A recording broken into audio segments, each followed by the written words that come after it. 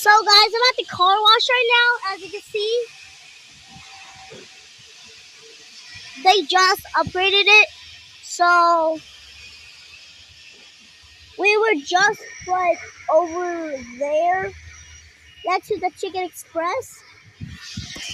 And right there, over there is the new Big Lots that just opened.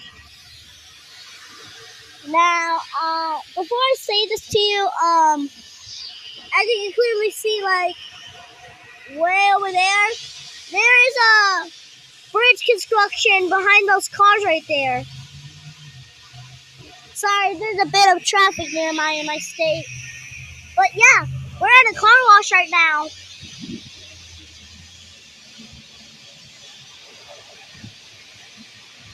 It's for 24 hours. So yeah, I'll see you next time.